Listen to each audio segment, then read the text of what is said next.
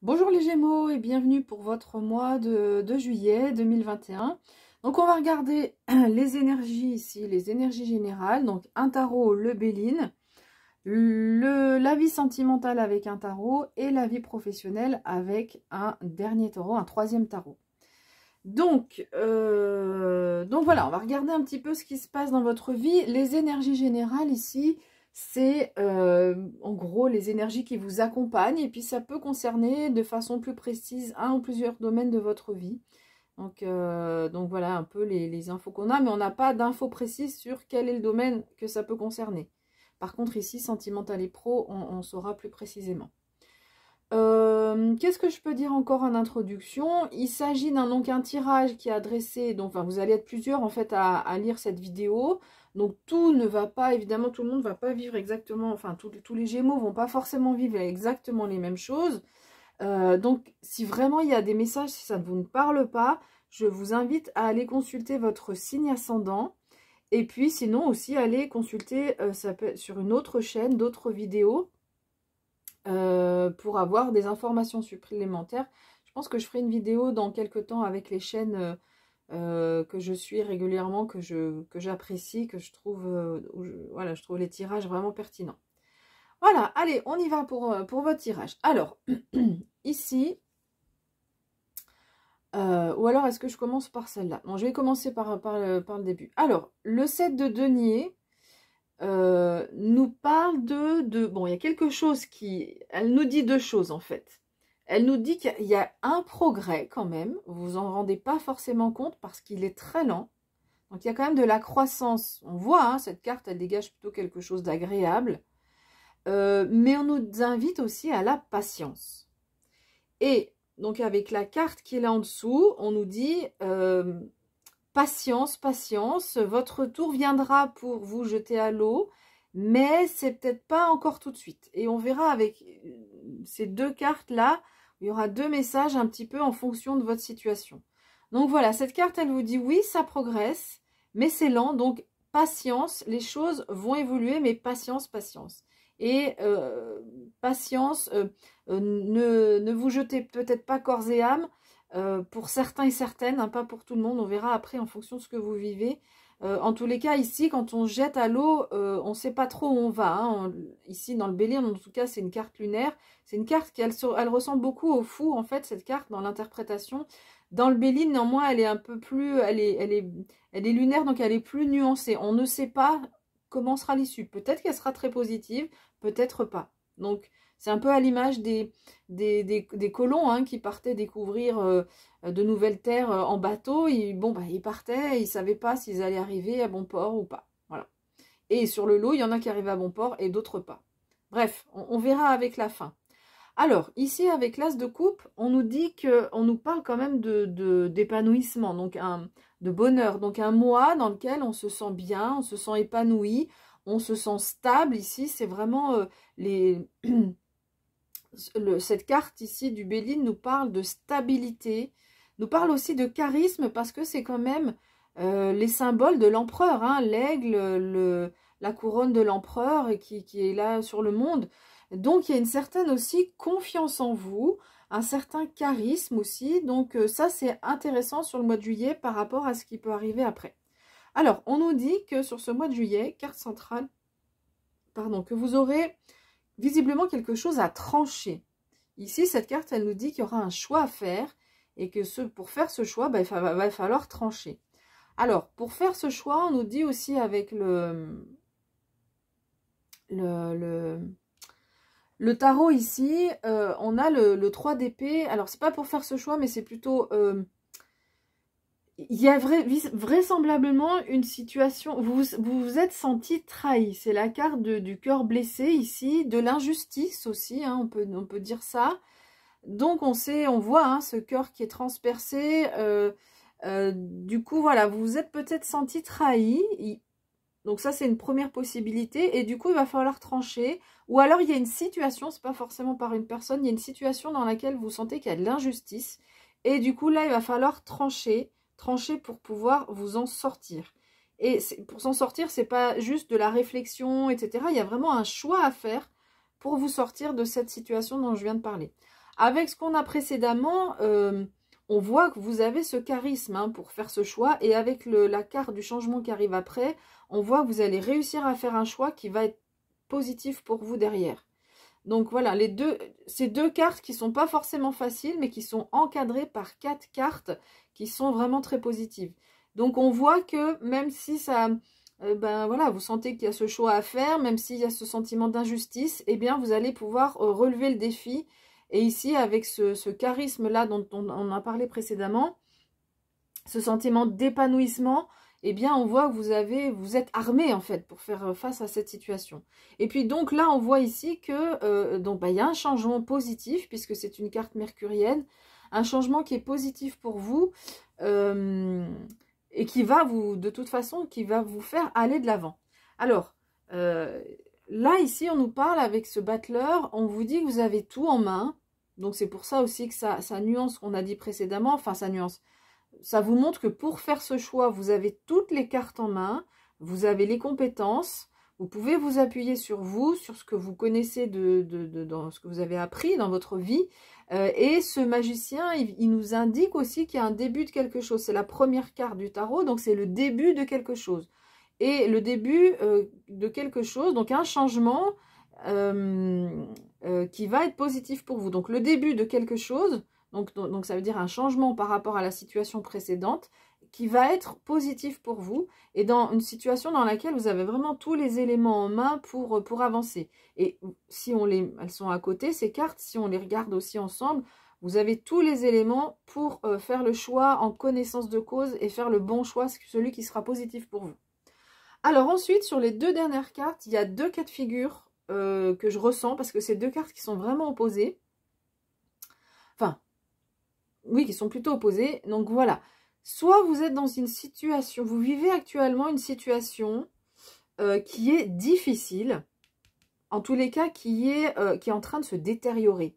Peut-être, et c'est quelque chose qui dure depuis un certain temps, parce que donc c'est une tour qui tombe en ruine, elle ne tombe pas en ruine, elle ne se détruit pas du jour au lendemain. Ça prend un certain nombre d'années pour se casser. Alors, il y a quand même un fondement, des bases solides, il y a quand même des éléments positifs, mais néanmoins, le temps, eh bien, a raison de cette situation. Donc, si vous êtes dans ce cas-là, et donc si vous êtes dans une situation où il y a quelque chose qui se détériore depuis longtemps, eh bien, la carte du fou va vous dire « ose aller de l'avant, ose générer ce changement, ose faire le premier pas, ose trancher ». Voilà, c'est vraiment le message qu'on nous dit. Et ici, c'est, si on la relie avec ici, les choses vont évoluer. Alors, il va falloir s'armer de patience. Mais oui, vous pouvez monter dans ce bateau parce qu'on vous dit d'oser et de lâcher prise. Voilà. Alors, si vous n'êtes pas dans cette situation-là, c'est-à-dire que si dans votre vie, tout va bien, il n'y a pas de situation, pas conflictuelle, mais... vous ne sentez pas une détérioration de quelque chose, il n'y a pas quelque chose qui se détériore. Alors là, ça va être l'inverse, c'est-à-dire, donc si dans votre vie tout va bien et qu'il n'y a pas une situation que j'ai décrite précédemment, dans laquelle il y a quelque chose qui se détériore, là, le fou vous dit attention par rapport au choix que vous avez à faire ici. Oui, il y a un changement, oui, il y a des choses positives pour vous, mais peut-être que c'est pas le moment de vous jeter à l'eau, justement, ce que j'ai dit un peu en introduction. Patience, parce que si vous vous jetez à l'eau, on voit que c'est pas forcément positif pour vous. Se jeter à l'eau, c'est si vous envoyez, en gros, si vous envoyez tout balader du jour au lendemain, on voit que c'est pas forcément positif pour vous. Donc voilà, on a les 2 interprétations, donc ça dépend vraiment de votre situation dans laquelle vous êtes et vous étiez dans les mois précédents, voire les années, parce que avec la ruine, ça peut aussi remonter à quelque chose qui dure depuis un certain temps.